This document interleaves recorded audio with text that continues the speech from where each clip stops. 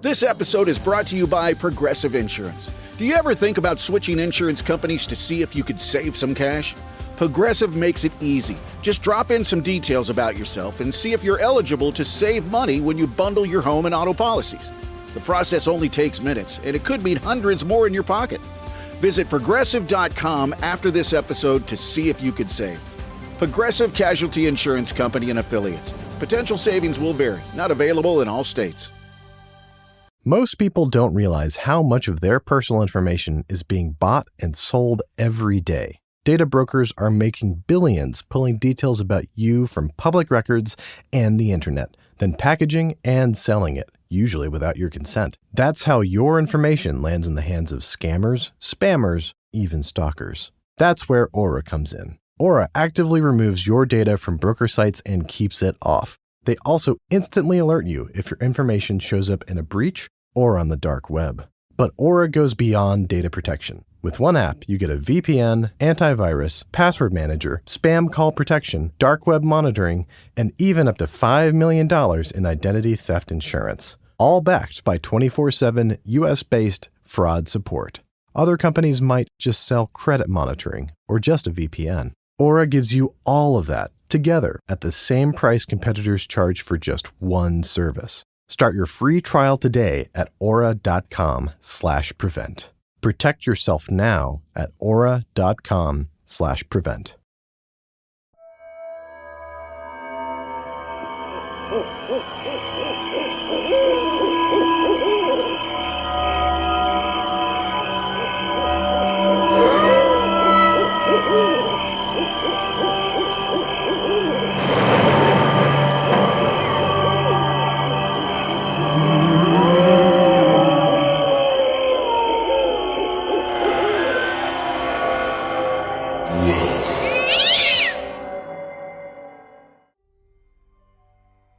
Hello and welcome to another mini episode of the Halloween podcast. I am your host, Lyle Perez. And I'm your co-host, Meghan Cunningham. Hello, everyone. Good night. Hello. Yes, good night. Good evening, whenever you are listening to this. When I used to listen to podcasts all the time, it was always in my commute.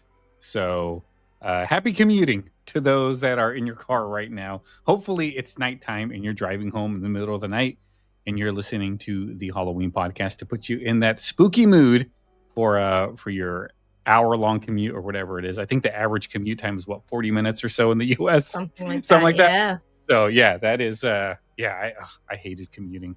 I really did. Did you ever commute, Meghan? Oh yeah. Oh, for sure. The longest commute I ever had. Well, I've commuted both by car and by bus. By car was definitely easier. It took me almost 2 hours to commute by bus when I was living in England. Wow. On a drive that would have taken me approximately 35-40 minutes by car. Yeah. But so that was rough. But the longest car commute I've ever had was probably an hour and 25 minutes. That's a while. Yeah. Okay. It doesn't count, but when I was at college, I went to college not that far from where I grew up, so I would commute home on the weekends and stuff to see people and say hi, and that took me a little over 2 hours. Yeah. But yeah. You don't think I love driving. I don't mind. I could totally drive for a living. I really enjoy it. I enjoy having my alone time with my podcasts or my music or whatever and just on the road. Yeah. One day we have to do one while I'm driving to a con. Because sometimes I get so bored. That'd be funny. I get Live so bored. from the car. You gotta figure out how you can record them, and then all I have to do is just call it in, and then we can just record some randomness. Me and April used to kind of do that, where we would talk on the phone, like when I would have like these really long commutes, and I'd call her, and we'd sit there and we'd basically just do a whole Halloween podcast Stream of show. Consciousness. And it's just happened, and we're like, well, we should have been recording. We're like, yeah, we should have. But that would be fun, especially on your way to a conference or something, because you're about to do something related, like to the podcast anyway. Yeah. So yeah, we should totally do that someday. Send you updates on our road trip to Tennessee in October. Yeah, nice. I'm excited. We're getting close. We got another month and a half, 2 months. Yeah. Yeah.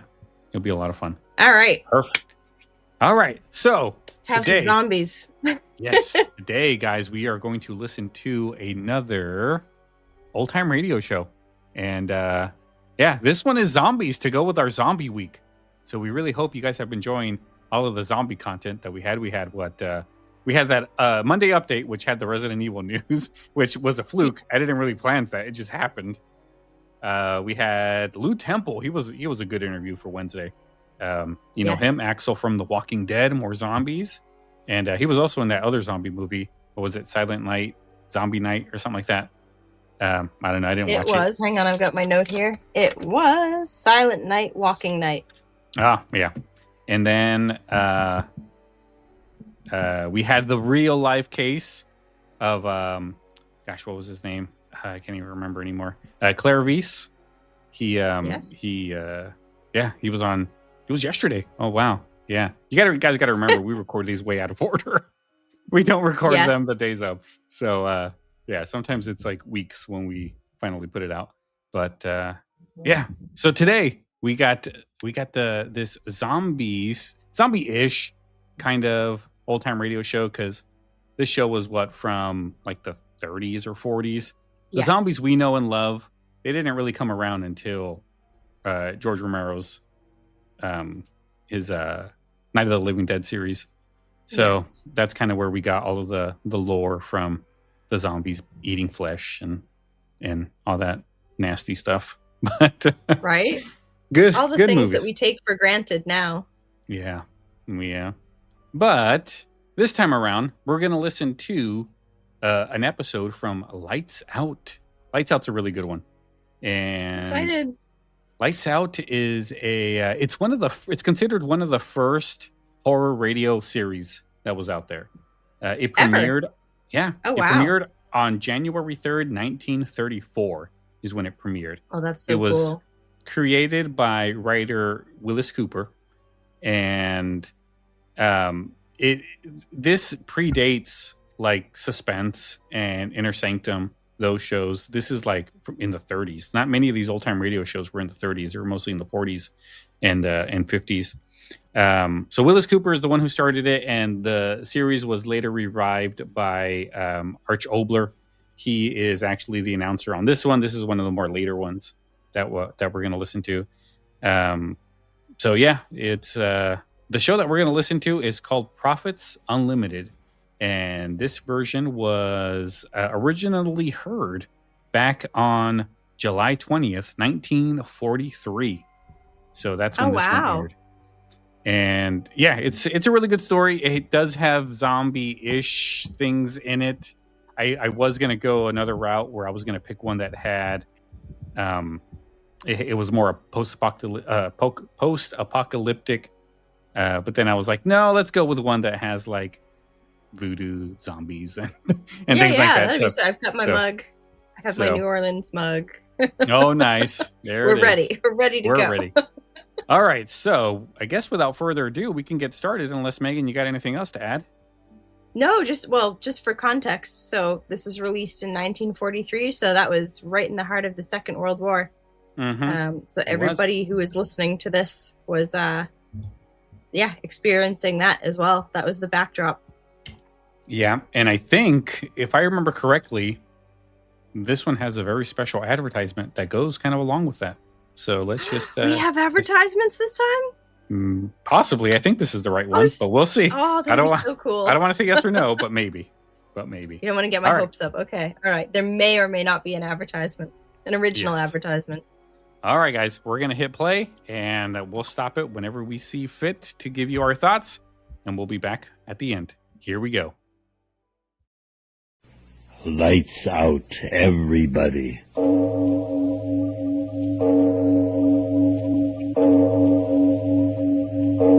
It is later than you think.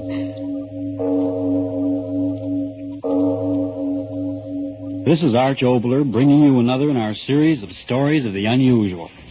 And once again, we caution you. These lights-out stories are definitely not for the timid soul. So we tell you calmly and very sincerely, if you frighten easily, turn off your radio now. And now, Profits Unlimited.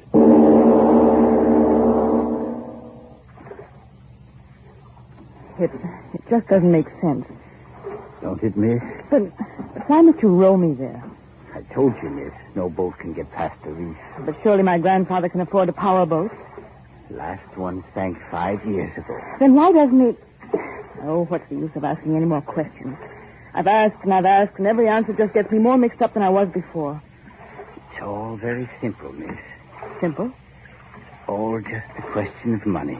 What do you mean, money? 10 generations the Cordays have lived and died on the island. It's all just a matter of money. But my father... Yes, all but your father. He was the one they called the fool. Mr. Williams, I don't think you've any right... It isn't a matter of right or wrong, miss. It's what they said. How much farther is there to go? I can't see. Yes, mist is always heavy this time of morning. You'll be there soon enough. Aye, all a matter of money. Oh, why don't you talk words that mean something? You're like my father was. We could talk perfectly sanely about anything in the world, but the moment I spoke about the island and my ancestors, well, then there wasn't any clarity or logic anymore. Why don't you tell me what it's all about? There's nothing to tell you that you won't know when we get there. But tell me something.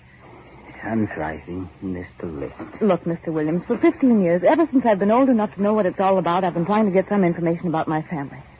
All I know is that for generations the Cordays have lived on this island. While my father was alive, I could never come here. But now he's dead, and I'm here, and I've got to know something about them, anything. Yes, so that when I meet my grandfather, I'll know a little of what it's all about. Please, tell me. It's all a matter... Don't say that again. Tell me something that means something to me. Rowing in the middle of nowhere, I tell you... Wait, miss. Wait? What? Ahead. If you just look ahead of you. Land. The island always comes sudden like out of the water. So many trees. They're always green. You're not rowing, yet we move. It's always a current. I've waited so long to get here. Aye. We're moving so swiftly. What? There's a landing pier. Aye. Hold on. We'll bump. Now, I'll hold it. If you'll jump. All right. You'll stand there, please. Wait for me. Yes. No one here. My grandfather, where is he? Are you afraid already? Afraid? Why should I? Of course I'm not. But they knew I was coming here. My grandfather, why isn't he... Through the trees. Look. You want clear answers. There's one of them. Chimneys. Smoke.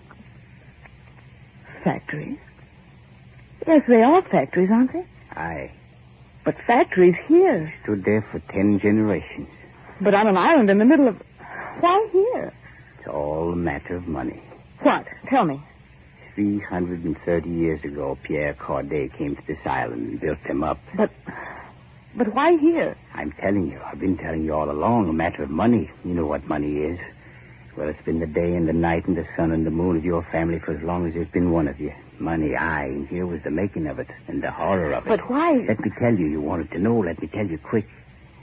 His profits weren't big enough, Pierre Corday thought to himself. And the trouble was with the men in the factories who decided they wanted too much. Oh, it was the men at the machines who were to blame. If he could find a place where only he'd be the boss, where there'd be no investigators and boards of arbitration, then he'd tell the men what to do, and they'd do it.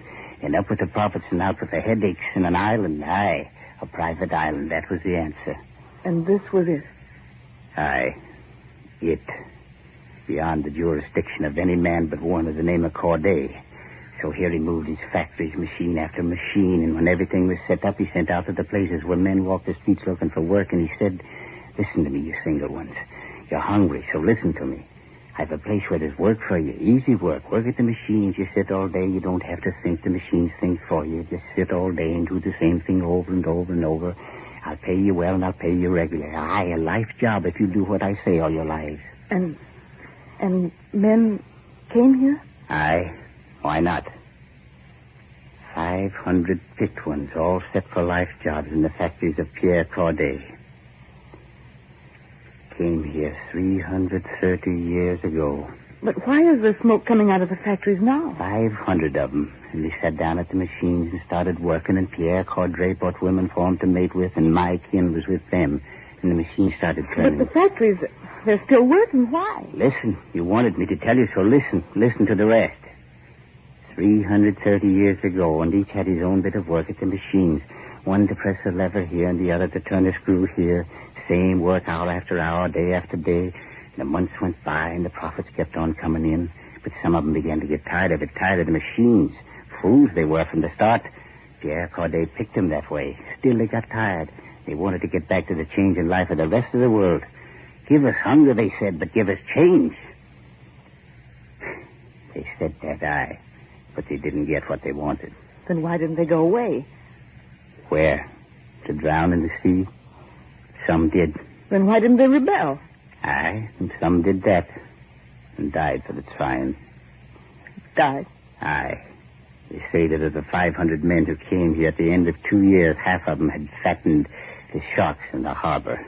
It isn't possible. Aye, it all isn't possible. An island in the middle of nowhere with spinning machines and men at them. None of it's possible. But here it is. 330 years old and still the same as it was. Tell me, you mean in those factories that... What? Watch.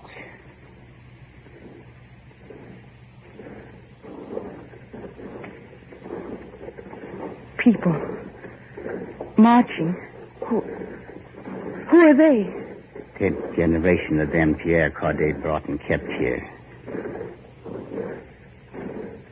The way they walk. Heads down. Arms hanging. Men like... My grandfather. Take me to him. Take you to him? Yes, take me to my grandfather.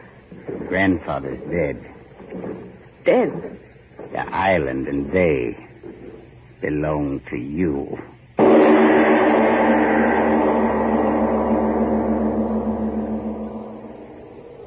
This episode is brought to you by Progressive Insurance. Do you ever think about switching insurance companies to see if you could save some cash? Progressive makes it easy. Just drop in some details about yourself and see if you're eligible to save money when you bundle your home and auto policies.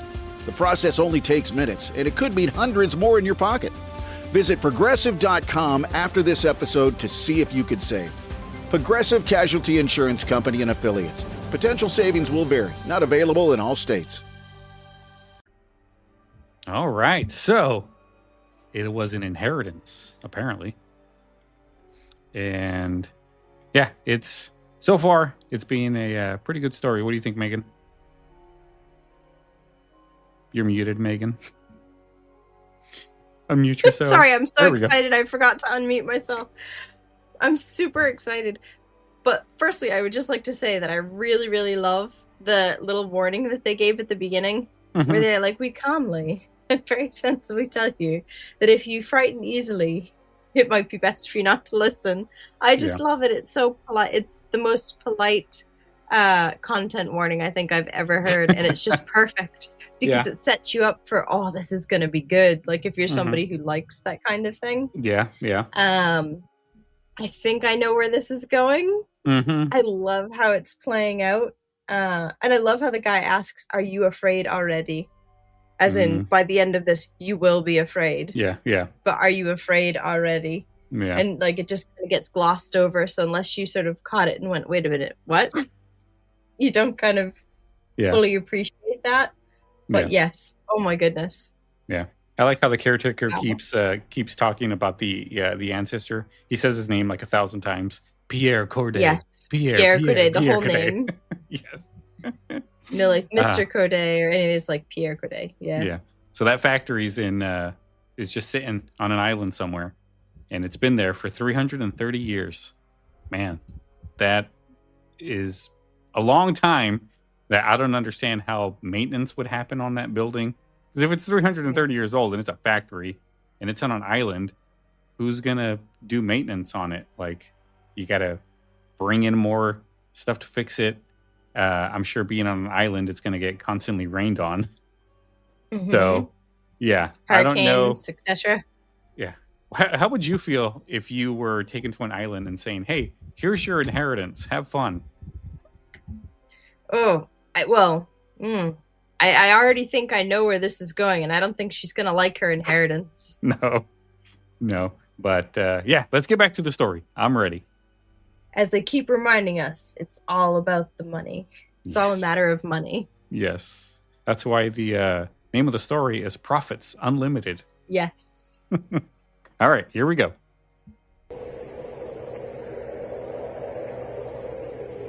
Believe?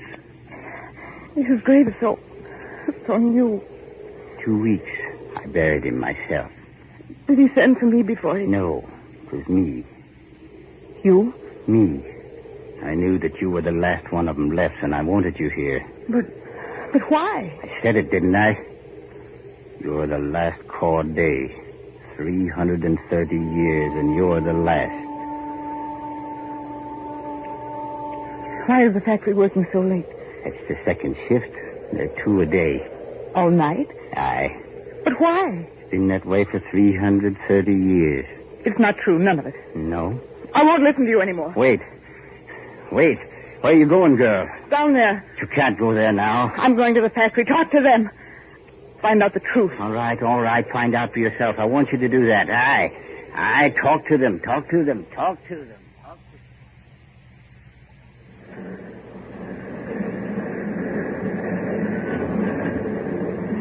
Row on row of men. And women. And children. Aye, find out the children. The more hands, the more production. That was the law of the Cordays, the law of the island. Their faces. Empty. Machines do the thinking. But they sit so quietly. Not talking, none of them. Williams, why is this? Crouching over the tools like animals. Are they always like this? When the whistles blow, they eat. When it blows again, they march back to the barracks behind the factory. Barracks? Aye. Barracks, kennels, name it what you want. That's where they live. Live until after 12 hours the whistle calls them back to work. But the children... I told you the children do like the rest. They work as soon as they can walk. It's been the law of the Cordays for over 300 years without change. It's the only law they know. Look at this worker, Miss Corday. Look at him, I tell you. What's he making? Look at his face. Lovely thing, ain't it? And his blood is the same as their blood. Mixed together all through the factory. Look at them, Miss Corday. Yours, I tell you. Yours, all yours. Sit here at the machines until the flesh rots in their bones and they drop in their places. You inherit them, 1,000 of them. Ain't you proud of your inheritance?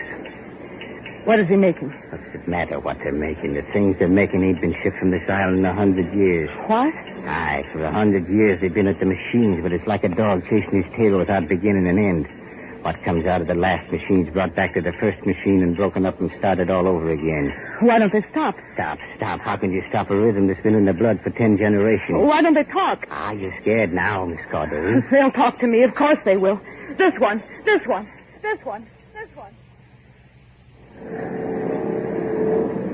You, I beg your pardon. Would you stop work a moment and talk to me? I said, would you stop work a moment and talk to me? Williams, doesn't he hear me? He hears you. Then why doesn't he even turn his head? Not him. Not any of them. I don't believe you. This woman, she'll... Lady, would you please stop work and talk to me? Scared to look at him. Lady, talk to me. I'm Dale Corday. Aye, scared all right. I insist that you talk to me. Doesn't answer. I told you, not while they work. Oh, your family bred them right. Bred? Yes, like you breed dogs the way you want them. Yes, for 330 years, bred to sit and work and no nonsense. Never to talk up to their right, just sit and work the way they're told. You stand there looking at me and you don't believe me, do you?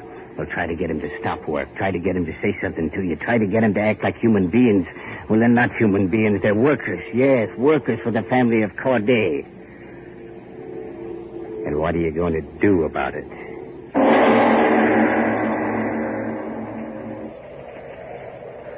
Don't be afraid of me. Who? You. I'm Dale Corday. Corday. Boss. Please don't tremble.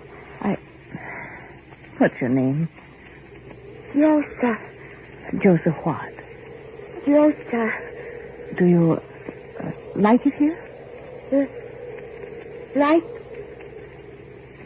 work here, no complaint. Like work here, no complaint. No, stop. They taught you that very well, didn't they? Like work here, no complaint. Wouldn't you like to leave this place? Sail away across the sea? Like work here, no complaint. Don't keep saying that. You don't understand what you say, do you? Look at me. Lift your face. Wouldn't you like to leave the factory and do what you please? Like work here. You've got to understand. You've got to talk to me. Why? Well, you're the only one I see that has anything in her face. Oh, Joseph, look at me. No, don't hang your head. Look at me. I'm your friend. I want to know about you. Don't be afraid. Talk to me. That pretty flower in your hair, what is it? The flower, what's it called? What's its name? You forget. It's very pretty. What do you do in the factory, Joseph? What is your work? Like work here, no complaint. Yes. Would you like to take a walk with me? Walk? Yes, through the valley and show me the flowers. No walk. Why not? Whistle blow soon. Walk begin. But you don't have to work if you don't want to.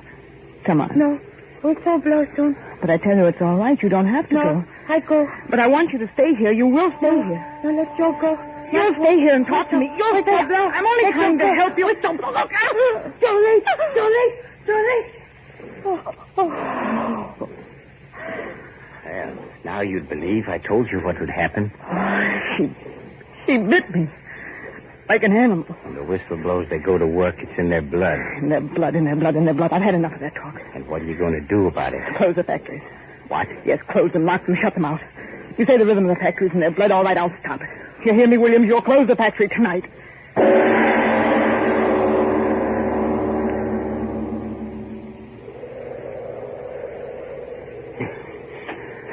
Well? Well, it's done. Good. Tomorrow you'll start me back to the mainland. I'll make arrangements to get those people off of here. Will you now? You're breathing so heavily. As soon as I locked the doors, I ran back all the way. Why? I wanted to see your face. What? I wanted to see your face after the whistle blows. Whistle? Aye, it'll blow just as always. But I told you to... And I did. I locked the factory, shut the big doors, and threw the bolts, but the whistle's at the powerhouse, and some of them are always there. Aye, the whistle will blow, and they'll march to work. But they won't get in. Aye, here they come. You'll start me to the mainland very early tomorrow, Williams. It's a long way. I know it, but it's got to be done. Too long a way. You've the sail. Tonight I'm putting an end to their marching. Tomorrow I'll...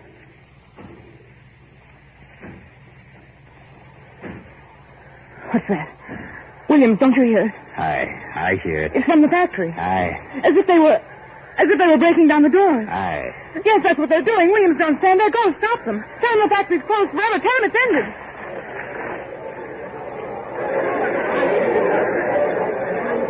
Go tell them yourself. They've broken in, gone back to work.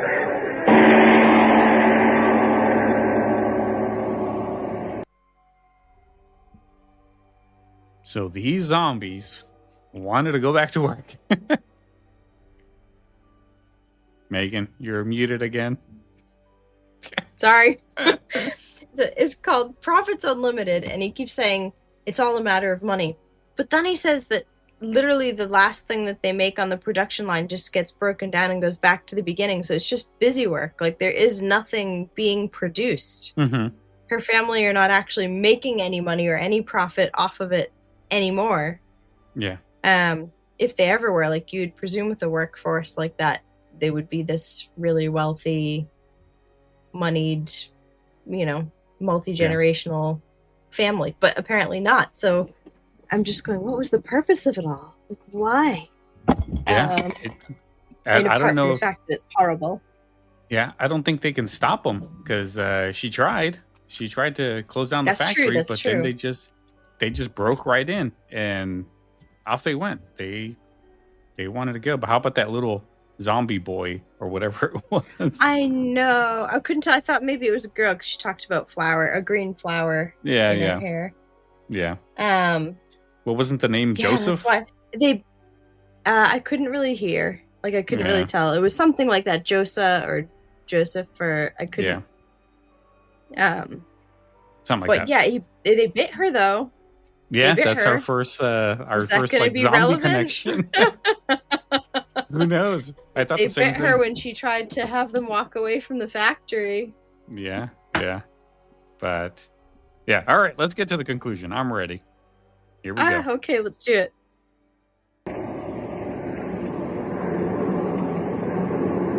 People, stop working and listen to me. Stop working, I tell you. I've got to talk to you. I've got to tell you important things. A little while ago, you broke down the door, but that was because you didn't understand what I was trying to do. And now I want to tell you, so listen to me. My name is Corday, and this factory and island and everything on it is my inheritance. And I want to close this factory because I want to help you. Help you to begin to live like human beings. Living means books to be read full of new excitements and understanding, and wonderful music to be played and listened to, and the enjoyment of your homes and conversation and friendship. But now you're not listening to me. None of you. People, listen. Why won't you turn away from your machine? Why won't you stop them? I want to help you. Listen to me, please. Just listen to me. Listen to me. All right, then. You'll listen to this. I'm going to burn the factory down. You hear me? If that's the only way to stop you, I'm going to burn it down. Burn it! Burn it! Burn it! Burn it! Burn it! Burn it! It's a good sea this morning for sailing. Have you everything aboard? Aye. Is there only some way to communicate to the mainland without going there? There's none. What time is it? Almost 7. And we go when the tide changes? Aye. Wind's freshening.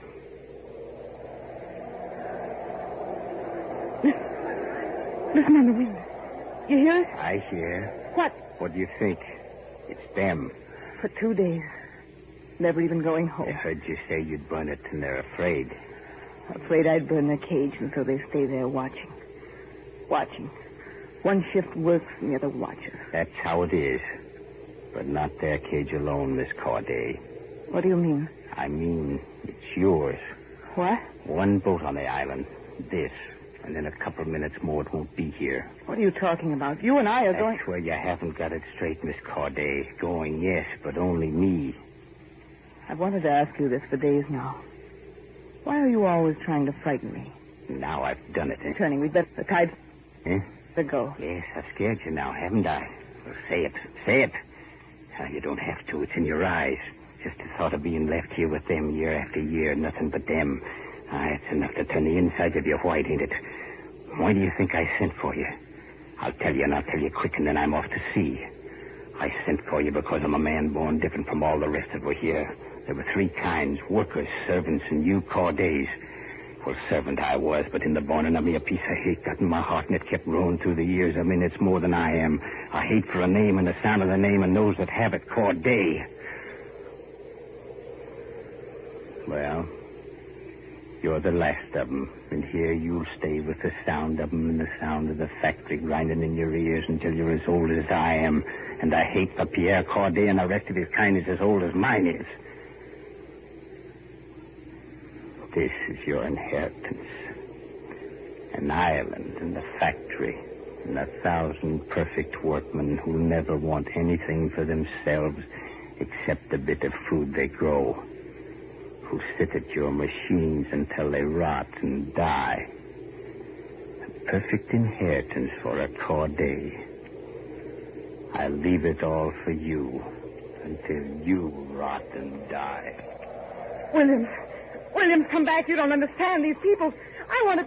Williams!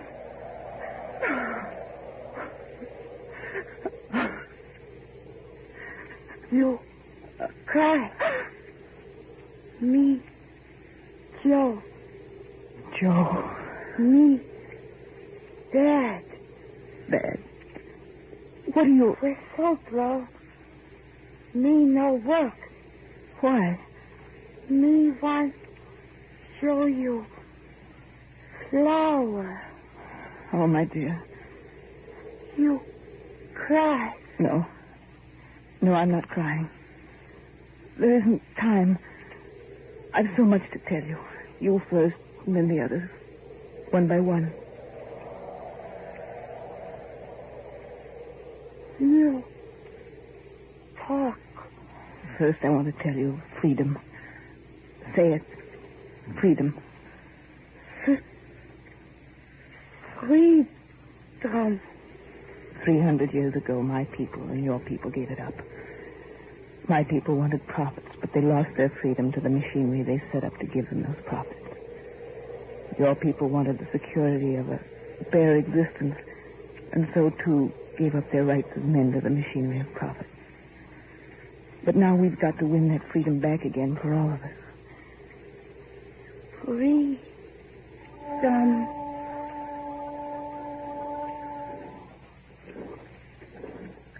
Come. We'll go to them. I've so much to try and tell them. Things that I understand now. That freedom is the essence of the good life for all men. And that security without freedom is a sham which turns men into regiments of less than men. I've so much to tell them. So much to tell them.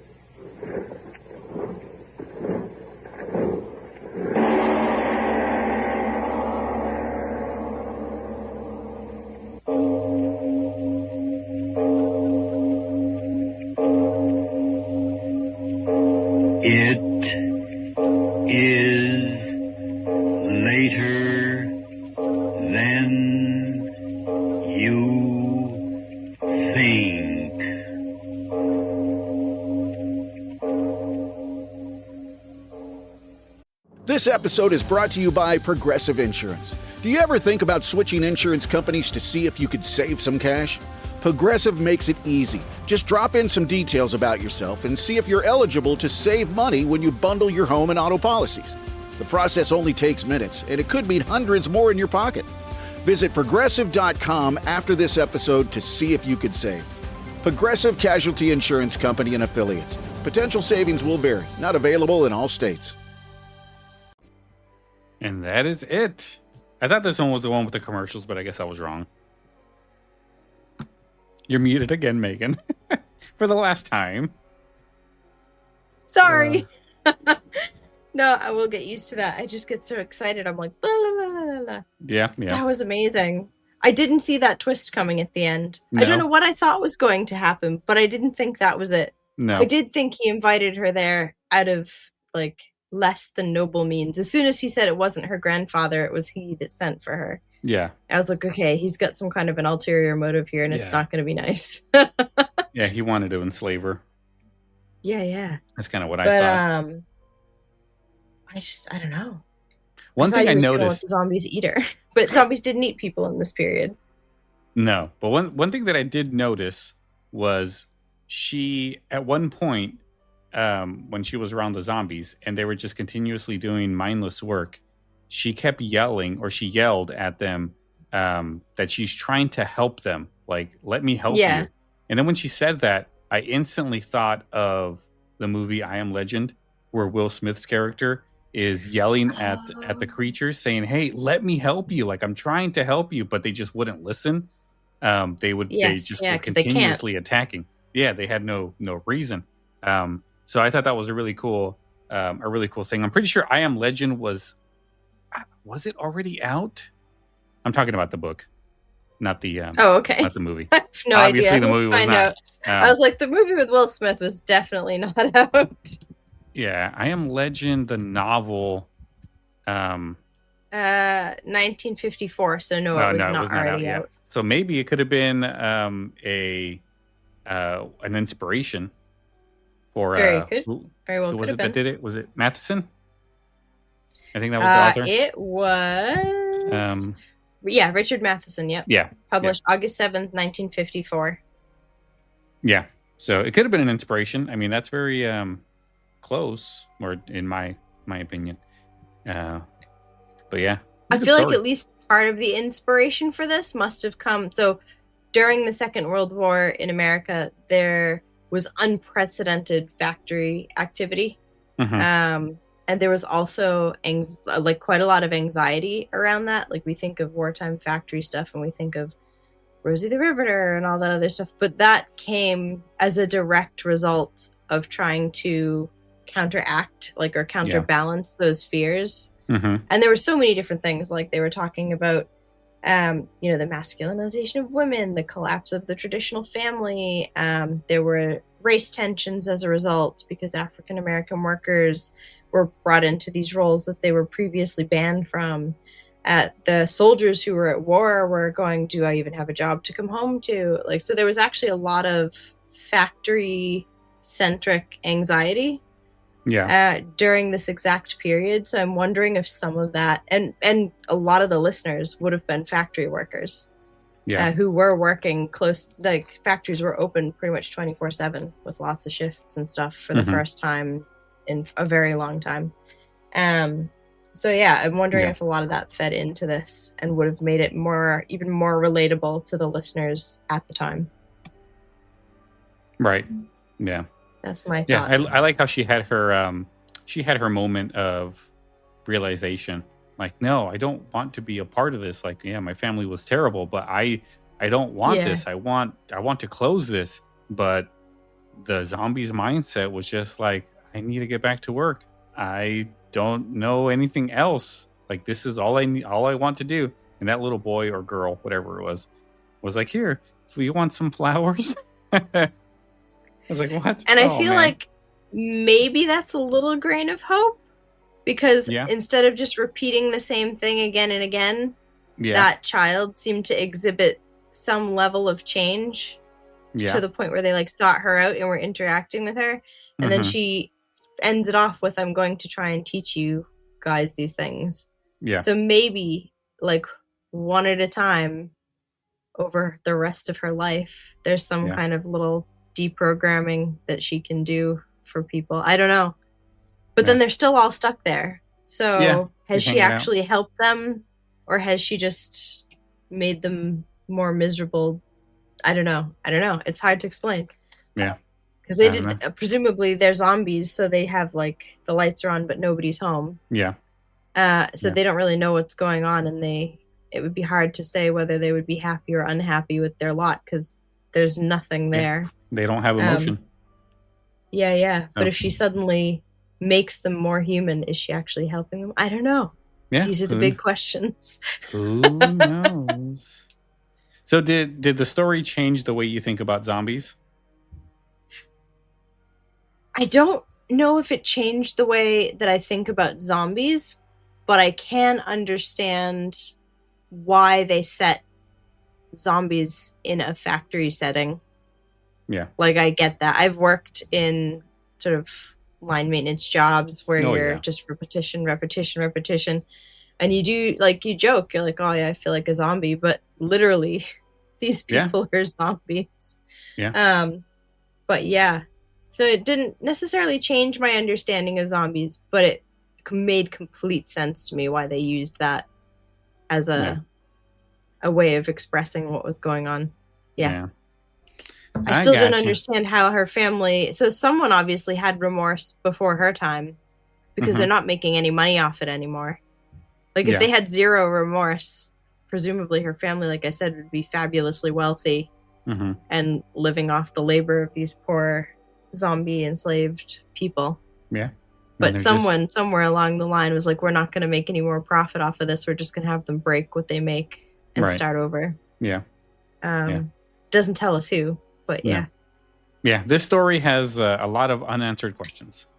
But I kind of love that because it gives you something to talk about the next day when you go back to your factory job in 1943. Yeah. You're like, what happened? Well, Did you guys catch that? Yeah. Final question, Megan. What do you think it would feel like to have listened to this in 1940? Do you think you listen to it and go, yeah, that was a scary one, or I don't understand? I think I would have, like I said, I would have listened to it and probably, if I was someone in 1940, you'd be listening through it, like I said, through the lens of you're at war everything feels uncertain. There was a lot of anxiety around the huge upswing in factory work, like social anxiety and cultural anxiety. And I probably would have listened to it in relation to that, and it probably would not have helped ease my fears. It probably would have made me go, oh, geez, our whole nation is marching towards becoming mindless automatrons. But yeah. I don't know. Yeah. I don't think it's the scariest one I thought it was good. that we've listened to. But it was it was one that made you think. Like, it was weird. It was a bit like not every single Nathaniel Hawthorne short story is scary. A lot of them just make you think in a way that makes you uneasy. And that it's more psychological. Like this. Yes. Not really a monster. There was no monster. Like there was no monster. She wasn't running for her life at any point. Yeah, she was just there with a bunch of mindless people, and she got left there. Yes, and that was it. Yeah. See, in my head, in my modern, like 2026 head, I had visions of him waving goodbye to her from the dock while they sort of like run to tear her to limb from limb or something on the dock. That would have been a perfect ending. Would have been a great ending. But I think it's great just the way it is. And like I said, it's one of those things that makes you think in a way that makes you uncomfortable. And sometimes that's even more effective than all the straight in your face, this is scary, this is a jump scare, this is gory, this is, it'll be a slow burn, and I'll probably still be thinking about it a few days from now. And I hope our listeners will too. Yes, we hope so. You got the whole weekend to think about it, because that's going to do it. And we will be back next week. So you guys got all weekend to think about it, mull it over, and let us know what you think by sending us an email to info@thehalloweenpodcast.com, or you can call the hotline, and the numbers are escaping me. What's the hotline? Hotline is 731-400-0472 is the hotline number. So leave us a voicemail. We would love to have some feedback. Yes, we definitely would. And if you have a spooky story from your area or from your personal experience or something someone told you once, please share it. We would love to share it live and get our reaction for that too. Yeah, perfect. So follow us on social media, thehalloweenpodcast.com. Well, not .com, but that is our website, thehalloweenpodcast.com. But on Facebook.com/thehalloweenpodcast, Instagram.com/thehalloweenpodcast. And join our Patreon page. You can join the pumpkin room, as we like to say, where you can watch these videos that we record, and you can listen to all of the banter that we do before the episodes. So you get behind the curtain looks at the Halloween podcast production, which, I'll be honest, isn't really that great. It's just us talking. Basically. Sometimes it's pretty funny. Sometimes it could be. It's unexpectedly funny. Yeah. But mostly it's bloopers and us bantering and making plans. You get a lot of behind the scenes planning. Yes. Which is fun. Yes. If you're someone who likes to look ahead. Yes. All right. Well, you guys have a good weekend, and we will see you on Monday for our Monday update. Until then, you guys have a good night. Have a good night, everyone.